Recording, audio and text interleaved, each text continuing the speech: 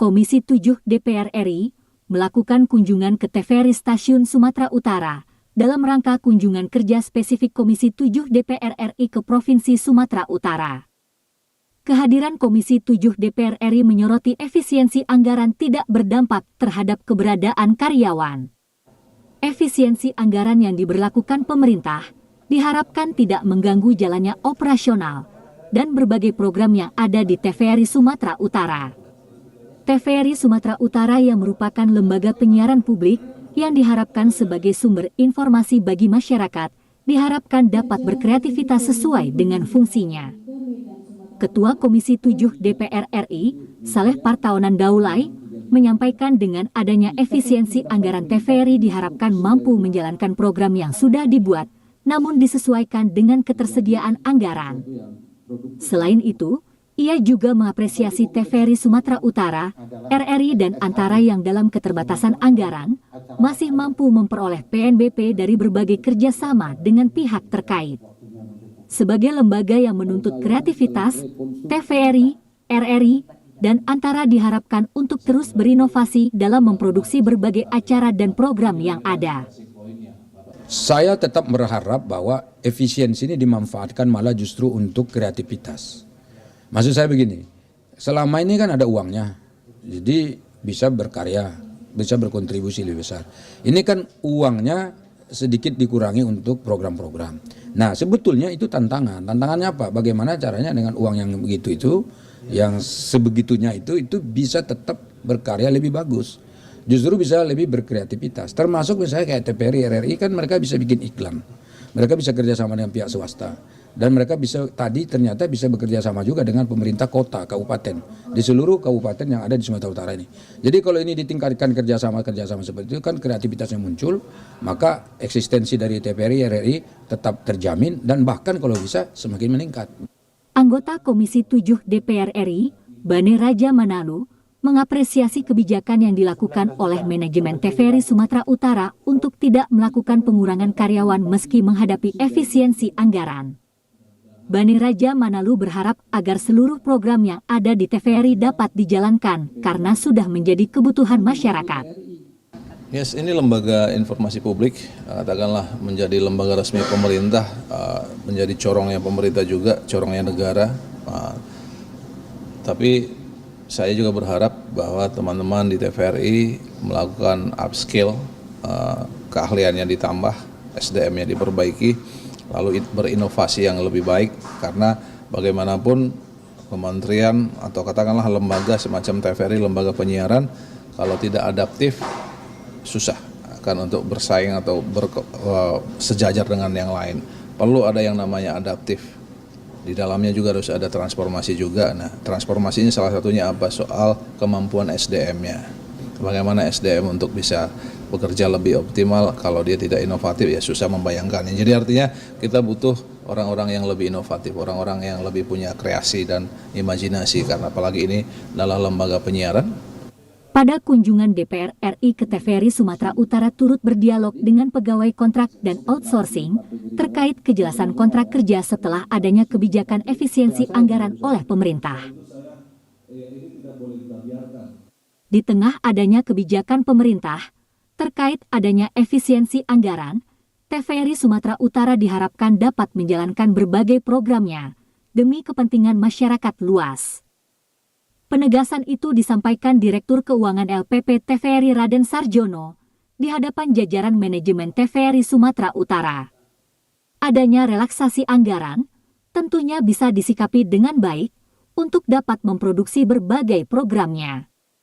Dikatakan bahwa adanya efisiensi anggaran tidak bisa berpengaruh terhadap keberadaan karyawan kontrak dan kontributor, melainkan semuanya tetap bekerja seperti biasa. Sementara itu, di tengah efisiensi anggaran ini, TVRI juga dituntut untuk melakukan berbagai inovasi, sehingga meski anggaran terbatas, namun karya dan program tetap berjalan seperti biasa. Ia juga menegaskan, di tengah adanya efisiensi anggaran ini, seluruh sumber daya manusia yang di lingkungan TVRI hendaknya dapat mengeluarkan kemampuannya untuk bisa melakukan berbagai terobosan baru dalam memproduksi berbagai mata acara. Ia juga berharap agar TVRI sebagai corong informasi bagi masyarakat, siap menyajikannya berbagai informasi yang dibutuhkan. Kalau adanya efisiensi, karena juga sudah ada relaksasi dari pemerintah, jadi kalau yang terkait dengan tugas-tugas utama itu tetap harus kita laksanakan, terutama tugas kita yaitu memberikan informasi kepada masyarakat itu tetap harus kita lakukan. Saya memberikan apresiasi kepada TVRI Sumatera Utara bahwa dengan adanya efisiensi itu tetap eksis, jadi untuk produksi dan siaran itu tetap bisa jalan. Demikian juga untuk pegawai semua itu tidak terpengaruh, tetap bekerja dengan baik. TVRI Sumatera Utara diharapkan dapat menciptakan kerjasama yang baik dengan pihak swasta dan pemerintah daerah untuk memperoleh penghasilan negara bukan pajak.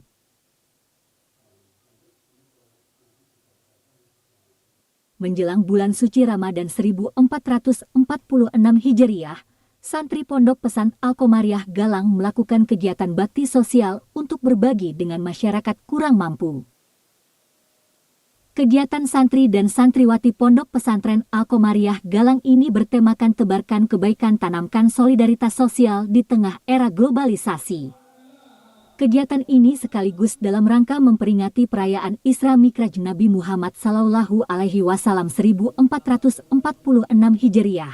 Ketua Yayasan Pondok Pesantren Al-Komariah Galang, Ahmad Rashidi menyampaikan, sudah menjadi tradisi bagi Pondok Pesantren Al-Komariah untuk selalu berbagi menjelang Ramadan kepada masyarakat kurang mampu di Kecamatan Galang, Deli Serdang. Terkait dengan tema yang diambil kali ini, bertujuan untuk mengingatkan para santri dan santriwati pondok pesantren untuk senantiasa menanamkan rasa persaudaraan dan menguatkan kepedulian sosial di tengah masyarakat meski berada dalam arus globalisasi, sehingga generasi muda tetap mempunyai rasa peduli dan membantu kaum yang lemah.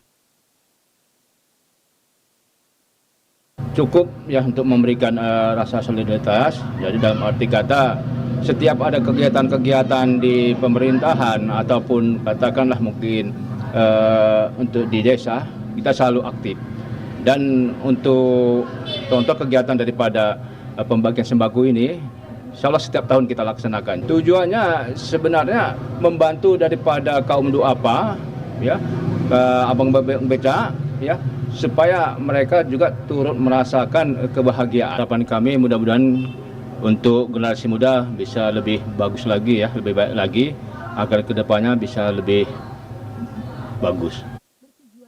Pada kesempatan itu kegiatan ini dihadiri unsur Muspida Kabupaten Deli Serdang. Pada acara dilakukan penyerahan sembako kepada masyarakat kurang mampu.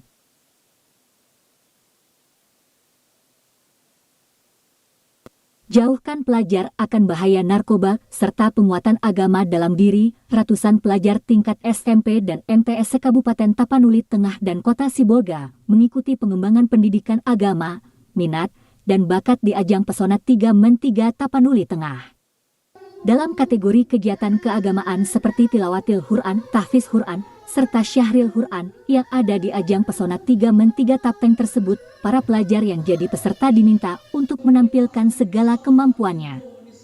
Dan untuk kategori keagamaan seperti Tilawatil Quran, Tahfiz Quran, dan Syahril Quran yang terlihat paling banyak diminati para peserta, hal ini terlihat banyak pelajar yang mengikuti dan terlihat begitu semangat dan percaya diri ketika mereka tampil.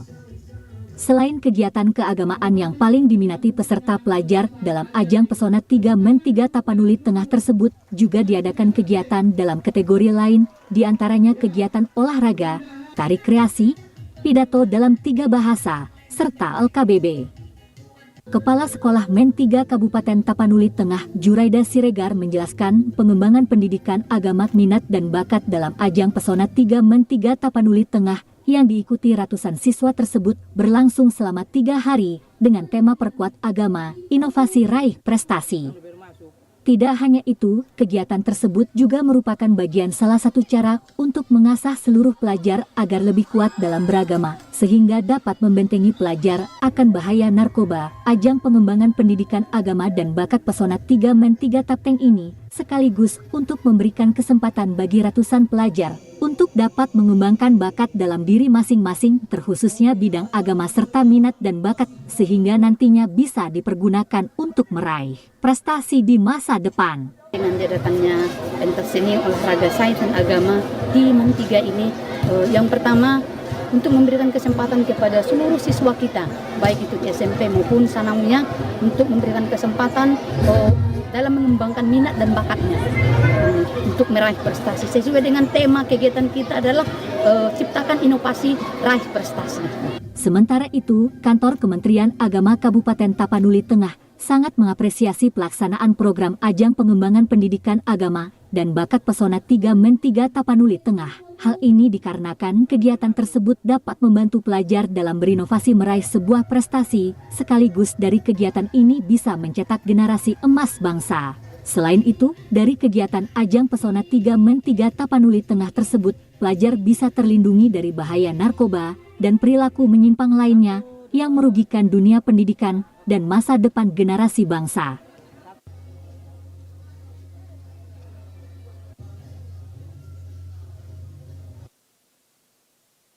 Wali Kota Medan Bobi Nasution secara resmi memfungsikan 100 kios yang berada di Pasar Simalingkar, Kota Medan. Pasar yang dibangun tidak menggunakan APBD Kota Medan ini merupakan hasil swadaya para pedagang pasar yang dibantu oleh pemerintah Kota Medan.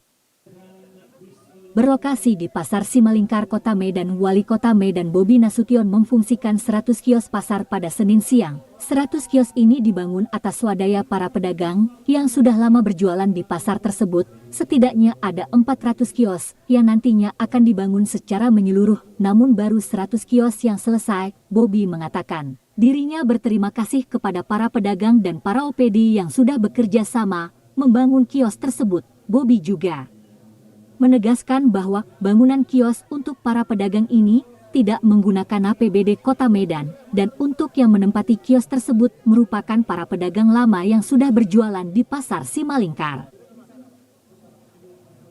Dari Sumut juga, dari teman-teman OPD juga ada yang support karena ini non APBD ya. Jadi ini buat para pedagang, kita kumpulin mereka yang ingin punya keinginan untuk berinovasi, kita juga bantu bukan dari uang demo tapi uang dari pribadi. Kira kita bangun total ada 400, kita bangun 100 kios. Retribusi, enggak, ini kan memang sudah uangnya dari yang lama, sistemnya, skemanya sama semua. Menyambut datangnya bulan suci Ramadan 1446 Hijriah, umat muslim di berbagai penjuru daerah biasanya melakukan punggahan dengan berkumpul bersama sanak saudara ataupun pengajian taklim untuk mengucapkan rasa syukur dan saling bermaaf-maafan agar dalam melaksanakan ibadah puasa nantinya mendapatkan keberkahan. Seperti yang dilakukan ibu-ibu pengajian Majelis Taklim ACM di Gaperta Medan kemarin. Sebelum memasuki bulan Ramadan 1446 Hijriah, melakukan tradisi punggahan. Punggahan biasanya dilakukan dengan makan bersama sanak keluarga atau kerabat, bahkan di pengajian majelis taklim yang dilakukan baik di rumah maupun di masjid. Menurut salah seorang mualimah, Umi Hafni bersama Umi Yati, melaksanakan punggahan merupakan tradisi yang tidak bertentangan dengan syariat Islam. Justru menjadi salah satu pelengkap dari syiar dan dakwah agama Islam, karena di dalamnya berisi doa, sedekah makanan, silaturahmi, dan makan bersama. Dikatakan, punggahan merupakan cara umat Islam untuk menyambut bulan suci Ramadan. Karena termasuk orang yang beruntung ketika datangnya Ramadan, umat sangat bergembira dalam menyambutnya. Selain itu, punggahan di tengah masyarakat dimaksudkan memiliki tradisi yang masih kental, dengan melestarikan budaya, sekaligus juga untuk mengunggah semangat, iman dan takwa, saat menjalani puasa di bulan Ramadan. Datangnya bulan suci Ramadan, agar masyarakat khususnya umat muslim lebih memperbaiki iman, dan terus berada dalam jalan kebenaran Allah Subhanahu wa Ta'ala. Unggahan yang dilakukan dengan cara sederhana ini, dengan menikmati makanan tradisional, namun penuh keakraban dan kekeluargaan. Tradisi punggahan ini juga merupakan tradisi yang berada di bulan Syaban, dengan pengingat bahwa bulan Ramadan akan segera tiba. Tradisi ya, kalau dalam agama Islam tuh tidak ada dalam sunnah Rasul, tapi punggahan itu rasa gembiranya kita untuk menyambut bulan suci Ramadan. Itu menurut saya, kami lah ya, rasa gembira. Nah itulah meningkatkan dengan semangat kita menyambut bulan suci Ramadan. Mudah-mudahan kita bisa menjalankan ibadah nantinya dengan baik, mudah-mudahan dalam ridho Allah bisa lebih meningkat. Kami dari Pengajian Taksim ACM mengucapkan selamat menunaikan ibadah puasa di bulan suci Ramadan tahun 1445 Hijriah. Mohon maaf lahir dan batin. Al-Quran merupakan pedoman hidup sekaligus tuntunan bagi umat Islam hingga akhir zaman. Membaca dan menghatamkan Al-Quran akan mendapatkan pahala yang berlipat ganda dan merupakan amal ibadah yang dicintai Allah Subhanahu wa Ta'ala. Hataman Al-Quran sudah menjadi tradisi di Indonesia, baik di lingkungan masyarakat maupun di sekolah-sekolah. Seperti halnya di perguruan Al-Azhar Medan, bagi siswa yang akan menamatkan pendidikan baik SD, SMP hingga SMA harus hatam Al-Quran. Kegiatan ini sengaja dirancang dalam rangka mengisi iman dan takwa guna mewujudkan intelektual muslim dan muslim yang intelektual. Pembina Yayasan Hajah Rahmah Nasution mengatakan acara hataman Al-Quran ini sengaja dilakukan setiap tahun agar memberikan semangat dan motivasi bagi anak-anak untuk gemar membaca Al-Quran yang pada gilirannya akan lahir generasi Qurani. Diharapkan kepada siswa-siswi yang telah hatam Al-Quran jangan berhenti sampai di sini, terus tingkatkan kemampuan dengan memperhalus bacaan dan mempelajari isi kandungan Al-Quran untuk kebahagiaan hidup, dunia, dan di akhirat. Ustadz Dr. Haji Muhammad Saleh Daulay mengatakan, semakin tinggi kemampuan anak dalam membaca dan menghafal Al-Quran, maka semakin tinggi tanggung jawab kedua orang tua dalam mempertahankan hafalan anak tersebut. Dikatakan, Allah akan mengangkat derajat anak yang rajin membaca Al-Quran dan kelak Allah akan menjaga mereka dari perbuatan maksiat serta mengizinkan penghafal Al-Quran untuk menarik kedua orang tuanya masuk ke dalam surga. Selain itu, melalui pengetahuan peserta didik akan pentingnya nilai agama dapat membuat setiap siswa senantiasa menjalankan kehidupan sesuai dengan perintah Allah Subhanahu wa Ta'ala. Sekolah Dasar Negeri 064017 Jalan Madong Lubis Medan selama bulan Ramadan melakukan pembelajaran dengan mengutamakan pendidikan agama. Meski selama bulan Ramadan pembelajaran tetap dilakukan namun berbeda dengan hari-hari biasanya karena mengutamakan pembelajaran agama. Kepala Sekolah SD Negeri 064017 Medan Rina Hayanti Hasibuan menyampaikan tujuan pembelajaran agama selama bulan Ramadan untuk membentuk karakter anak semakin baik. Selain itu, agar anak-anak yang beragama Islam fokus untuk meningkatkan nilai ibadahnya. Adapun kegiatan agama yang dilakukan seperti pesantren kilat sholat duha, dan membaca Al-Quran serta menonton film tentang kisah-kisah Rasul, dikatakan bagi peserta didik yang non-muslim tetap belajar agama akan dipandu oleh guru agama yang bersangkutan. Wacana pembelajaran agama selama bulan Ramadan ini sudah diketahui oleh orang tua murid. Sebagai guru dan kepala sekolah berharap agar pembelajaran agama yang dilakukan dapat meningkatkan iman para pelajar. Dari surat edaran yang kami terima, untuk di tanggal kita belajar sampai tanggal 25, 26, 27 di belajar daring di rumah. Cuman di tanggal 1 dia nggak ada, kayaknya masuk di tanggal 1 baru dilanjut di tanggal 2 sampai tanggal 4. Kemudian tanggal 5 masuk kembali, tanggal 6 masuk kembali ke sekolah. Terkait libur menyambut bulan Ramadan, akan ada libur selama 2 hari. Namun setelah itu, seluruh siswa-siswi akan mengikuti kegiatan belajar mengajar di sekolah.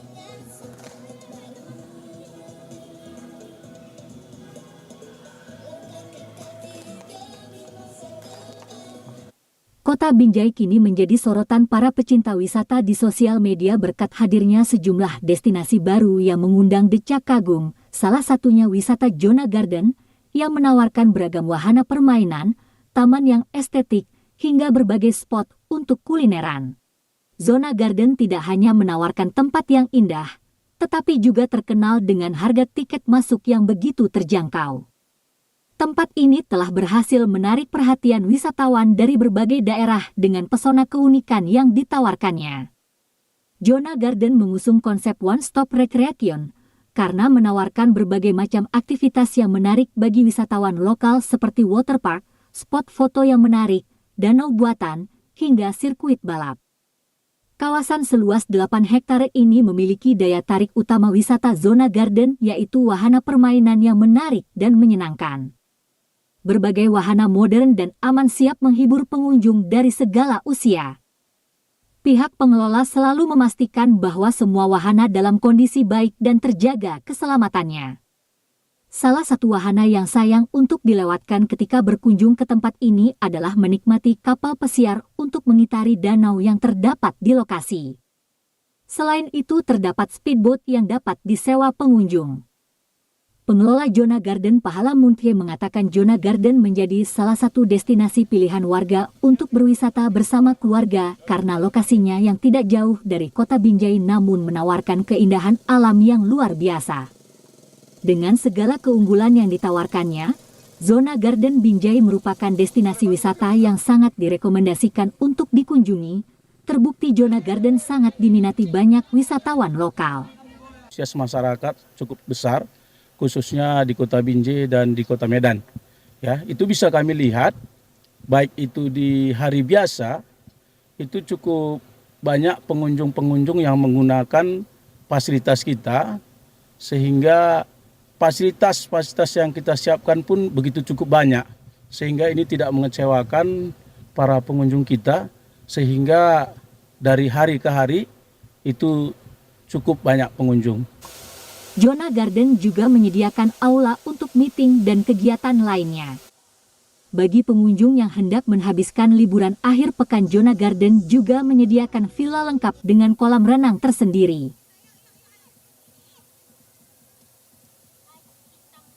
Berikut informasi perakiraan cuaca di sejumlah daerah di Sumatera Utara dari Badan Meteorologi, Klimatologi, dan Geofisika Wilayah 1 Medan berlaku pada hari Jumat, 21 Februari 2025. Halo Sobat BMKG, senang sekali saya Lestari Irene Purba, perakiraan BMKG Wilayah 1 Medan, menyapa Sobat BMKG dimanapun berada untuk menyampaikan update informasi perakiraan cuaca untuk hari Jumat 21 Februari 2025. Dini hari cuaca diperkirakan berawan dan berpotensi hujan ringan di sebagian wilayah Sumatera Utara.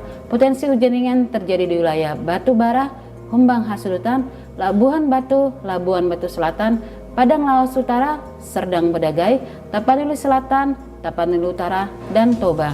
Untuk pagi hari cuaca diperkirakan berawan dan berpotensi hujan ringan di sebagian wilayah Sumatera Utara. Potensi hujan ringan terjadi di wilayah Labuhan Batu Selatan, Langkat, Nias Selatan, Padang Lawas Utara, dan Tapanuli Selatan.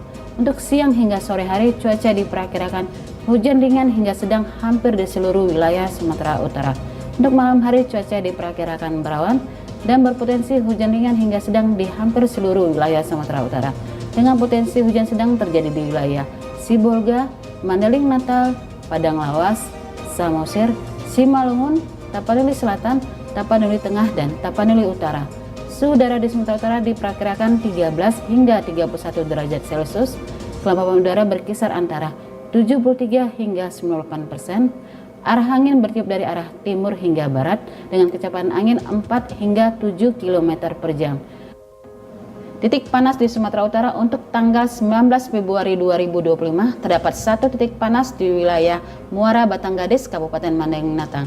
Demikianlah perakiraan cuaca untuk hari Jumat 21 Februari 2025. Semoga bermanfaat dan sampai jumpa kembali.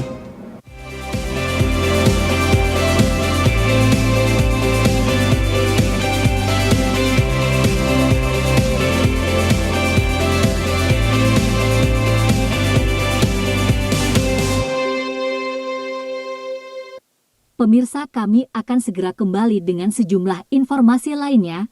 Tetaplah bersama kami di Sumatera Utara hari ini.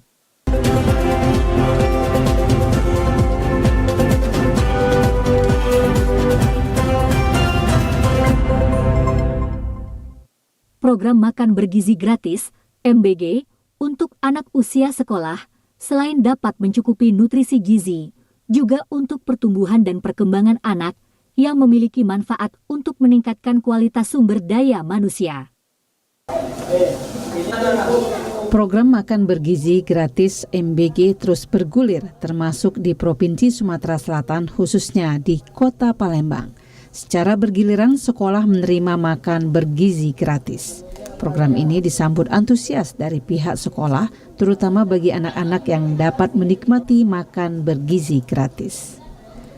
Dokter spesialis anak Sari Mulia menuturkan program ini sangat bermanfaat bagi pemenuhan gizi anak karena diharapkan standar gizi dan varian makanan disesuaikan dengan selera anak.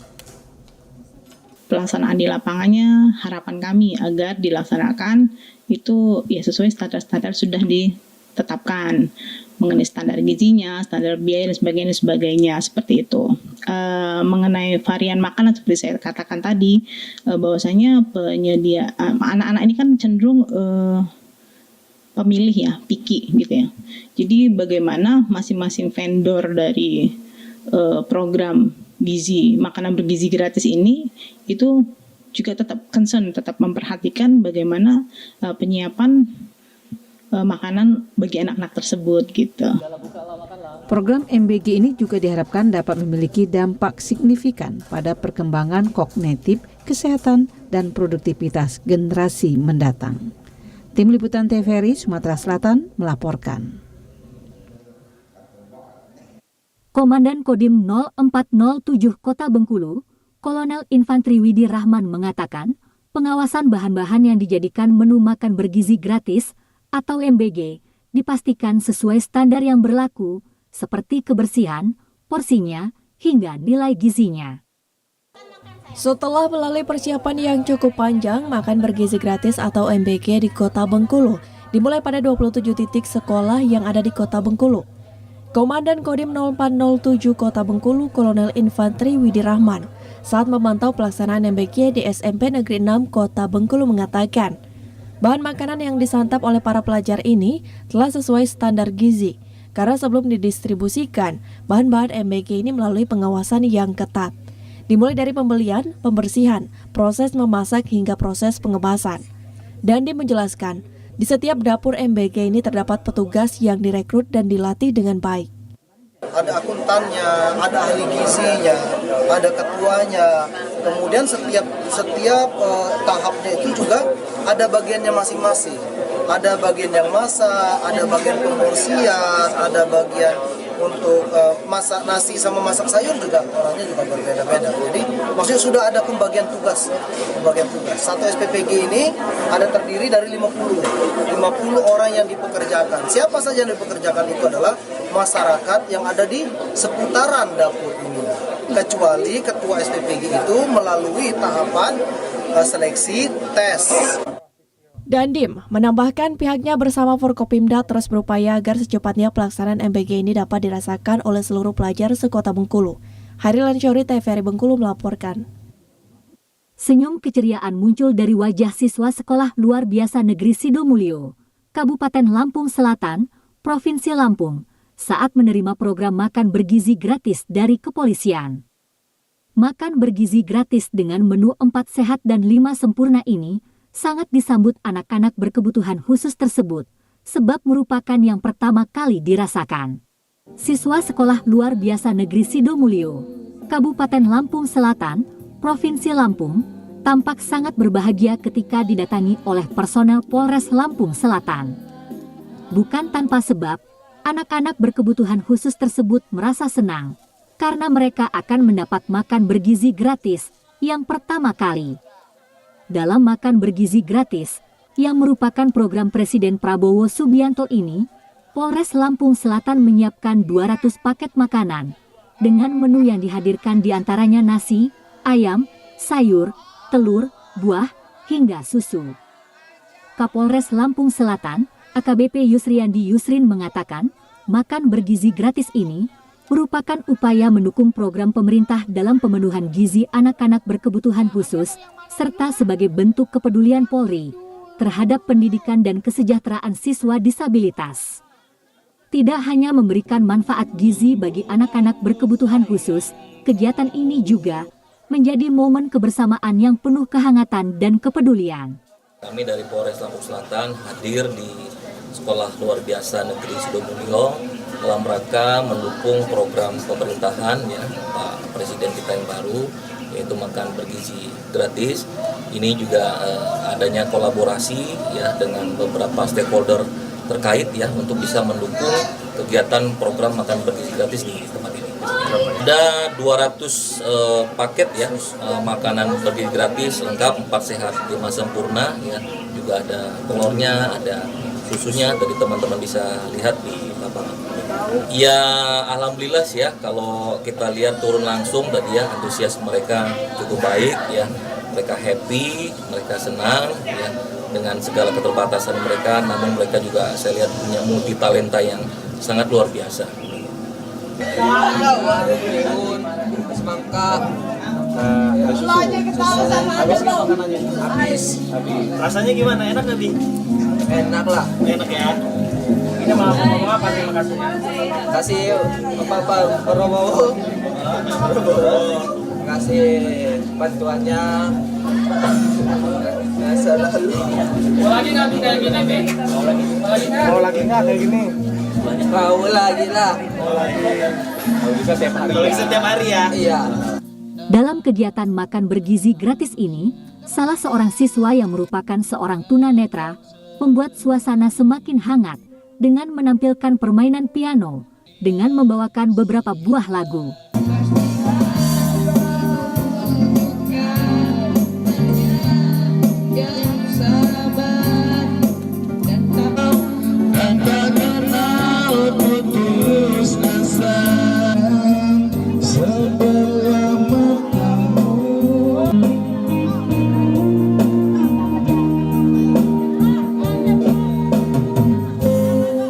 Rencana perubahan slogan Bumi Rafflesia menjadi Bumi Merah Putih mendapat beragam tanggapan dari masyarakat, salah satunya dari pelaku ekonomi kreatif, pematung bunga Rafflesia yang khawatir berdampak pada usahanya.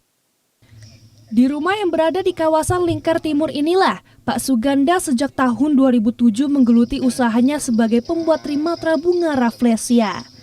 Pria yang merantau dari Provinsi Banten ini tertarik membuat replika bunga Rafflesia karena kekagumannya terhadap Puspalangka, ikon Provinsi Bengkulu, yang dinobatkan sebagai bunga terbesar di dunia. Hasil karyanya yang detail tampak sangat mirip dengan bentuk aslinya, baik dari segi warna maupun tekstur kelopaknya. Untuk menghasilkan satu trimatra bunga Rafflesia, Pak Suganda memerlukan waktu sekitar 1 minggu. Karya seni ini diproduksi dalam berbagai ukuran. Ukuran kecil sekitar 15 cm dijual dengan harga Rp100.000 per satuan. Sementara untuk ukuran yang lebih besar, harga jualnya mulai dari Rp1 juta, tergantung pada tingkat kesulitan dan ukuran. Pelanggan Pak Suganda tidak hanya berasal dari individu yang ingin menghiasi rumahnya, tetapi juga dari dinas instansi, sekolah, dan perusahaan yang menginginkan replika bunga Rafflesia untuk dijadikan penghias kantor. Namun Pak Suganda kini merasa sedikit resah terhadap rencana perubahan slogan Bumi Rafflesia menjadi Bumi Merah Putih. Perubahan tersebut dikhawatirkan akan berdampak pada popularitas bunga Rafflesia sehingga mempengaruhi pendapatan usaha. Jadi saya ada kegelisahan sebetulnya untuk bagi saya pengrajin bunga Rafflesia seperti ini. Ya sedikit juga kalaupun sananya ada ini dimusnahkan atau semacam dihilangkan, ya lari-lari ke ekonomi saya gitu lah. Itu yang saya rasakan selama ini. Pak Suganda berharap usahanya dapat terus berkembang dan ada pendampingan dari pihak terkait, sehingga hasil karya seninya ini dapat dipasarkan secara luas sebagai cindramata khas dari Provinsi Bengkulu. Tim Liputan TVRI Bengkulu melaporkan. Saudara, pedagang buah durian kini menjamur di sejumlah daerah di Bandar Lampung. Mayoritas mereka menjual buah durian dengan harga bervariasi, mulai dari Rp25.000 hingga Rp100.000 per buah. Buah durian dari sejumlah daerah masih membanjiri pasar dan sejumlah kawasan di Kota Bandar Lampung. Para pedagang buah durian tersebut menjajakan dagangannya di pinggir jalan dengan membuka kios tempat berjualan sekaligus tempat makan durian, dan ada juga yang memanfaatkan mobil bak terbuka, seperti di jalur 2 Korpri Bandar Lampung, Blehong Durian, yang menjajakan durian utuh, durian kupas, dan berbagai olahan durian lainnya untuk dijual kepada para pecinta durian. Pemilik Blehong Durian, Edi, mengatakan durian yang dijual berasal dari Bengkulu hingga Palembang, dan sejak 2 bulan terakhir pasokannya cukup banyak. Selain itu, di tempat ini juga menjajakan berbagai olahan durian untuk harga jual bervariasi mulai dari Rp25.000 hingga Rp100.000 per buah. Kalau di Lampung ada, di luar Lampung lebih banyak lagi karena jalur kita ini jalur lintas, Pak. Jalur lintas itu ada yang dari Bengkulu, ada yang dari Jakarta, kadang-kadang kemarin juga sempat itu ada yang dari Aceh, Pak. Salah seorang pembeli, Linda, mengaku menyukai berbagai olahan durian yang dijual di Blehong Durian, seperti cendol durian, dengan harga yang terjangkau. Ia dan keluarga bisa menikmati olahan durian berkualitas. Udah biasa sih Om, udah ada 5 bulan Om. Kalau di Blehong itu duriannya tuh lebih kerasa Om tuh, dia lebih banyak gitu duriannya daripada di tempat-tempat lain. Ada nangka, dugan, alpukat, kolang-kaling, tuh mantap sih Om. Terakhir duriannya ya? Apalagi duriannya di atasnya tuh kawan Om.